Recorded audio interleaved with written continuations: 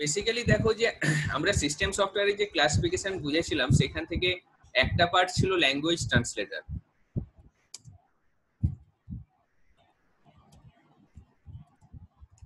Language ট্রান্সলেটরের মধ্যে ফার্স্টে আসছে তোমার ল্যাঙ্গুয়েজ ট্রান্সলেটর ফার্স্টে আসছে আমরা তিনটে এখানে জানবো। একটা হচ্ছে অ্যাসেম্বলার, দুই হচ্ছে কম্পাইলার, তিন হচ্ছে ইন্টারপ্রিটার। তো এখানে দেখো অ্যাসেম্বলার, কম্পাইলার আর ইন্টারপ্রিটার এই তিনটে কিভাবে কাজ করে। এক হচ্ছে আমরা এইখান থেকে যে ইনস্ট্রাকশন গুলো দিচ্ছি, আমি এইখান থেকে কোনো ইনস্ট্রাকশন দিচ্ছি বা কিছু লিখছি, সেই লেখাটা কি হচ্ছে না 0-1-এ কনভার্ট হয়ে মেশিন আন্ডারস্ট্যান্ডেবল কোড জেনারেট হয়ে মেশিনকে বোঝানো হচ্ছে। আদারওয়াইজ মেশিন কিন্তু বুঝে উঠতে পারবে না। মানে কম্পিউটার সিস্টেম শুধুমাত্র একটাই জিনিস বুঝতে পারে, যেটা হচ্ছে তোমার কি 0 আর 1 দিয়ে তৈরি মেশিন ল্যাঙ্গুয়েজ। ওকে, এবার এই মেশিন ল্যাঙ্গুয়েজ যেটা আমি বলছি, একটু দাঁড়াও তো, প্রবলেম হচ্ছে।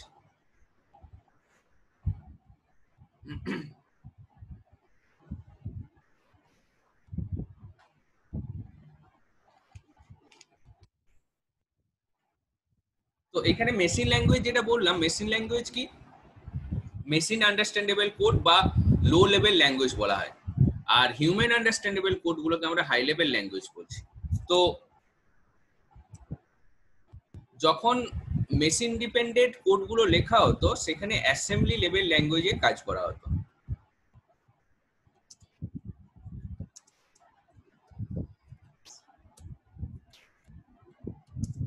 অ্যাসেম্বলি লেভেল ল্যাঙ্গুয়েজে কাজ করা হতো, ঠিক আছে। এইখানে আমরা প্রনাউন্সিয়েশনটা নিমোনিক হবে, কিন্তু স্পেলিংটা দেখো এম আসবে একটা ফার্স্টে। নিমোনিক কোড,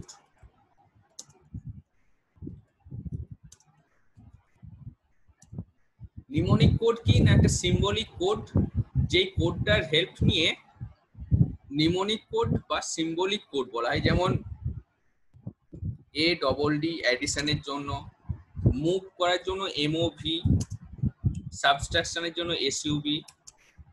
এই ভাবে আমরা কোডগুলোকে লিখতে পারতাম।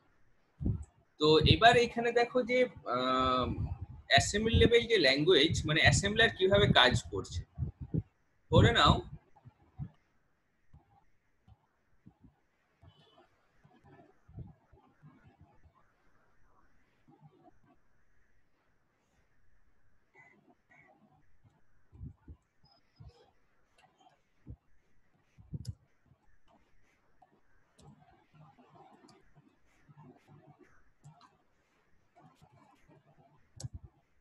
ধরো এরকম ভাবে লেখা আছে $A$B,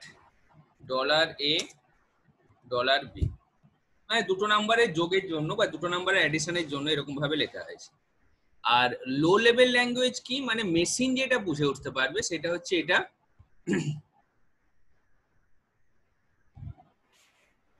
মেশিন শুধুমাত্র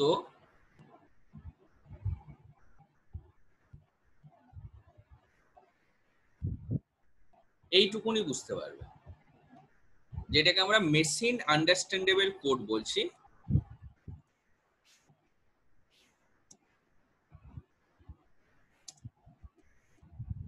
মেশিন রিডেবল কোড, সেখানে কি 101010 এরকম ভাবে আসবে। তো কম্পিউটার সিস্টেম ডিরেক্ট এই $A$B এই কথাটা বুঝতে পারছে না বলেই তাকে কনভার্ট করে দিতে হবে 0-1-এ। কেন কি মেশিন শুধুমাত্র এই কোডটাকেই বুঝতে পারে। এবং এই যে কোডটা লেখা হয়েছে এই কোডটাকে আমরা বলবো, ব্র্যাকেটে আমি লিখছি সোর্স কোড।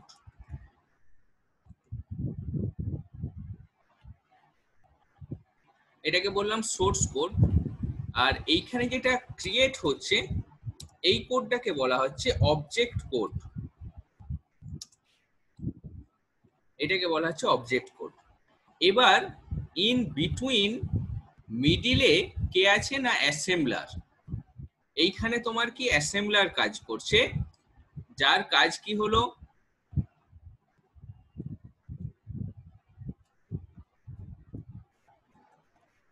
অ্যাসেম্বলার, সে কি করছে অ্যাসেম্বলি লেভেল ল্যাঙ্গুয়েজকে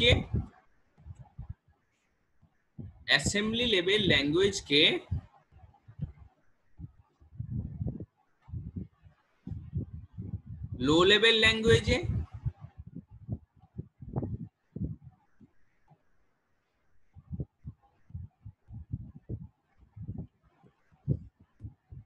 আর লো লেভেল ল্যাঙ্গুয়েজকে পুনরায়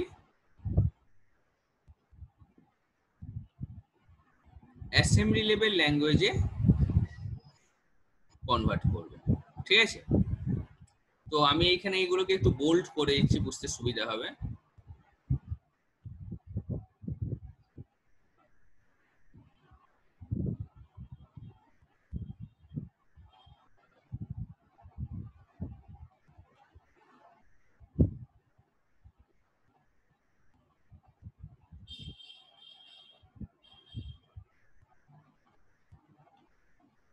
এইভাবে মানে কি, তাহলে আমরা একটা কনক্লুশনে বুঝতে পারলাম যে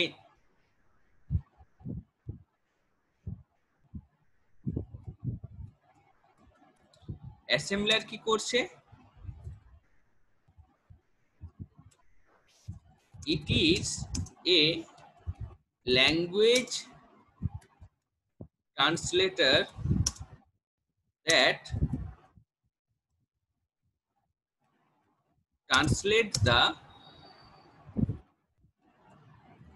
assembly level language to low level machine code or binary code।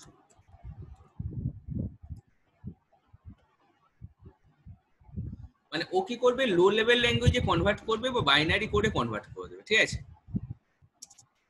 And vice versa, মানে আমি এইখান থেকে কোনো একটা ইনস্ট্রাকশন দিলাম, ইনস্ট্রাকশন দেওয়ার পর অ্যাসেম্বলার কি করলো, সেটার করসপন্ডিং যে মেশিন কোড, সেই মেশিন কোডটা জেনারেট করলো। এবার মেশিন কোড জেনারেট হওয়ার পর মেশিন বুঝতে পারলো তাকে কি করতে বলা হয়েছে। এবার সেই মতো সে কাজ করার পর তার করসপন্ডিং যে আউটপুটটা জেনারেট হচ্ছে সেটাও কিন্তু 0-1-এ জেনারেট হয়। এবার 0-1-এ জেনারেট হওয়ার জন্য মেশিন কিন্তু এই কি বলে হিউম্যান বিংস মানে আমরা সেটাকে বুঝে উঠতে পারলাম না। তার জন্য আবার কি পুনরায় এটাকে যে এইদিকে যে অ্যারোটা দিয়েছি এটা কি না আবার অ্যাসেম্বলি লেভেল ল্যাঙ্গুয়েজে কনভার্ট করে দিয়েছে। ভাইস ভার্সা কথাটার অর্থ হচ্ছে কি না উল্টো দিক থেকেও এটা ট্রু হবে। বুঝতে পারলাম?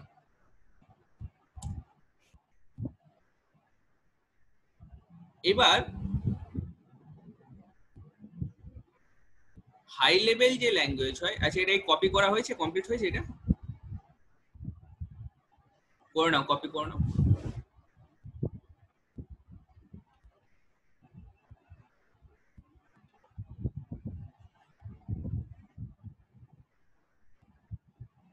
আর না হলে পরে আমি রেকর্ডটা দিয়ে দেবো, তখন চালিয়ে আরেকবার কপি করে নেবো, বুঝলি? আমি একটু পড়িয়ে দিই কেমন, এখন না টাইমটা ওয়েস্ট। ঠিক আছে, পরে আমি রেকর্ডটা দিয়ে দেবো, সেখান থেকে চালিয়ে ইউটিউব থেকে চালিয়ে দেখবো। এবার আমরা আসছি, মানে আজকের বেশি পড়াবো না, আমি কম কম জিনিসই করাচ্ছি। ঠিক আছে, মানে এইটার উপর পরশুদিন আবার ক্লাস আছে, তো পরশুদিন ক্লাসটাতে আমি একটু বেশি সময় ধরে পড়াবো।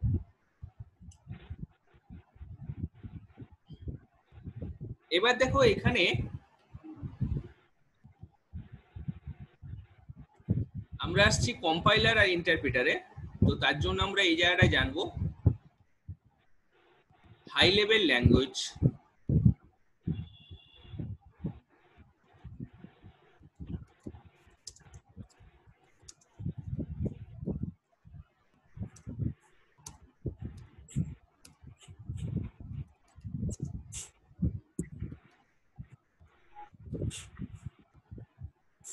এরকম আমি একটা লিখলাম, এটা আমার তাহলে কি হয়ে গেল, সোর্স কোড হয়ে গেল।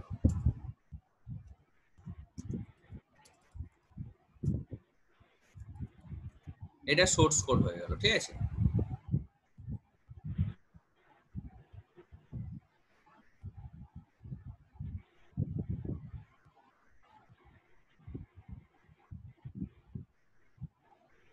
এইখানে আমরা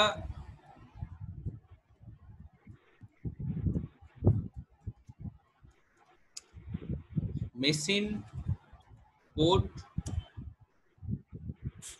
or low level language, এটাকে মেশিন কোড বা লো লেভেল ল্যাঙ্গুয়েজ বলছে, যেখানে 101010 এরকম ভাবে কনভার্ট হবে। আর এইটাকে আমরা বলছি অবজেক্ট কোড।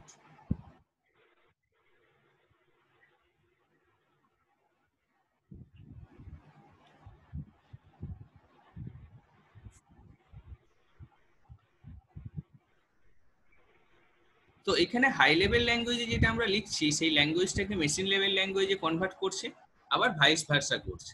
তো মাঝখানে যারা কাজ করছে তাদেরকে আমরা বলছি কি,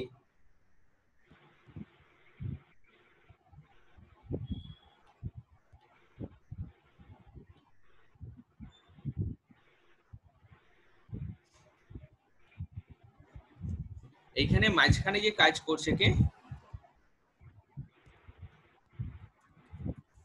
compiler and interpreter.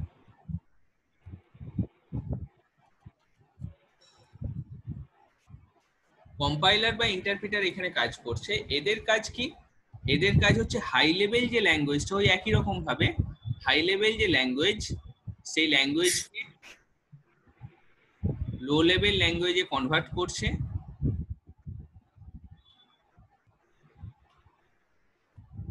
Machine level ল্যাঙ্গুয়েজে। আর সিমিলারলি লো লেভেল ল্যাঙ্গুয়েজটাকে আবার এইখানে ফিরিয়ে নিয়ে আসছে। ঠিক আছে,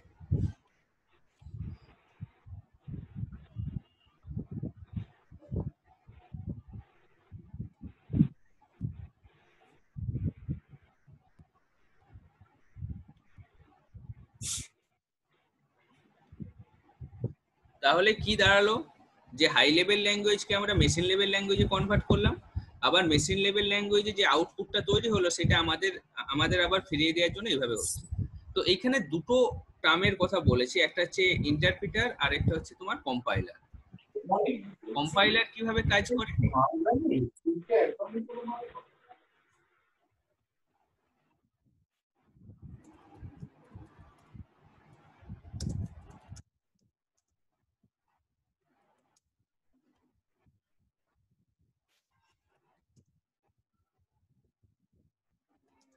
that basically translate the high level language to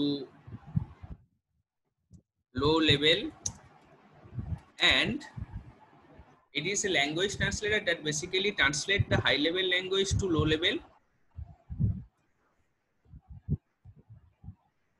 and vice versa। এ কি করলো না, হাই কম্পাইলারের ডেফিনেশন সেম, কিন্তু এইখানে এ কি করবে,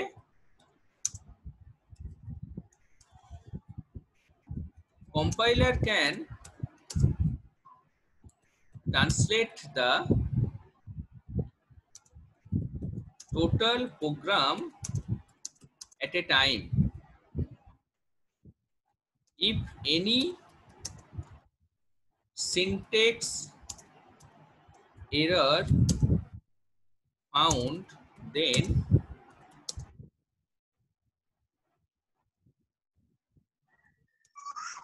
it will স্যার এটা কি লিখতে হবে? পরে তোমার রেকর্ডটা চালিয়ে পরে লিখে নেবে, এখন শুনে নাও শুধু। it will show the error, মানে কি দাঁড়ালো, যে এ কি করছে, পুরোটাকে মানে পুরো পেজটা যতটা কোড লেখা আছে সেই পুরো কোডটাকে একসঙ্গেও ট্রান্সলেট করছে।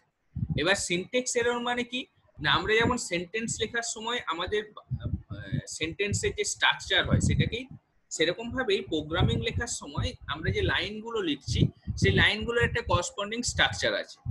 তো সেই স্ট্রাকচারের যদি কোনো রকম এরর থাকে তাহলে তোমার কি হবে, পুরো সিস্টেমটা ব্রেকডাউন করবে। ঠিক আছে, মানে সরি ব্রেকডাউন নয়, পুরো ও কি করবে, এরর থ্রো করবে যে এই জায়গাটাতে ভুল আছে, আগে সেটাকে সংশোধন ডিবাগ করা হোক, তারপর তোমার চেঞ্জ করা হোক। কেমন? ইন্টারপ্রিটার কি, ইন্টারপ্রিটারের ডেফিনেশনও সেম হবে, সে কি করবে, it can translate the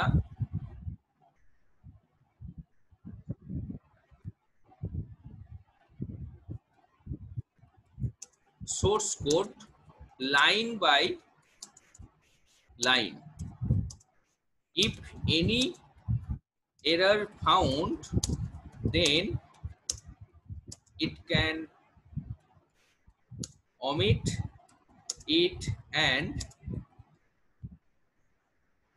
continue for the next portion of the program.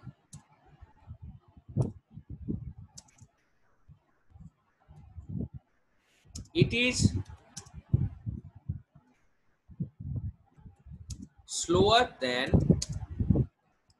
the compilation. কম্পাইলারের থেকে কি না স্লোয়ার হয়, কেন কি এ লাইন বাই লাইন ট্রান্সলেট করছে। এই যে লাইন বাই লাইন ট্রান্সলেশনের কথা বললাম, মানে ও কি করছিল, একটা পেজকে এট এ টাইম ট্রান্সলেট করছে, আর এ একটা একটা লাইনকে এট এ টাইমে ট্রান্সলেট করছে। তো একটা একটা লাইনকে এট এ টাইমে ট্রান্সলেট করার জন্য তোমার কি না, ও বলে সময়টা বেশি লেগে আছে, ঠিক আছে। মানে তোমাকে ধরো যদি বলা হয় যে একটা পেজকে প্রিন্ট করো, সেখানে দেখলে যে প্রিন্টারটা কি করছে, একটা লাইনকে এট এ টাইমে প্রিন্ট করছে, তো স্বাভাবিকভাবে সেটা একটা স্লো প্রসেস হবে। আর যখন দেখলে তুমি লাইনগুলো যদি তোমার ফার্স্ট মানে একটা পুরো সমস্ত লাইনগুলো বা পুরো পেজটা একসঙ্গে যদি প্রিন্ট হয়, সেটা অনেক ফাস্টার প্রসেস হবে, ঠিক আছে। তো দুটোর মধ্যে ডিফারেন্স এটাই, এটা তাহলে ফাস্টার হলো, এটা স্লো হলো।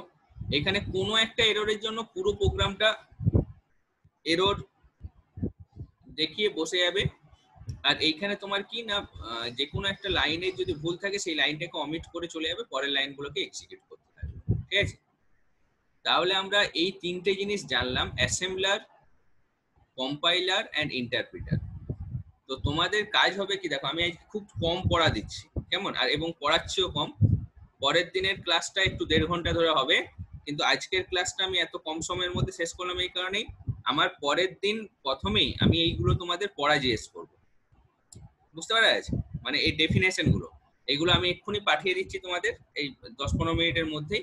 তোমরা একটু দেখো, হ্যাঁ, রেকর্ড গুলো আরেকবার শোনো, শুনে উঠবে না কেউ এখন, এখন একবার রেকর্ড গুলো দেখবে, রেকর্ড গুলো দেখার পর সেটাকে খাতাতে কপি করবে, কপি করার পর তারপর তোমার কি করলে না, এই নিজেরা মুখস্থ করে নেবে, পরশু দিন আমাকে পড়াই দিতে হবে, ঠিক আছে। আমি স্টপ করছি।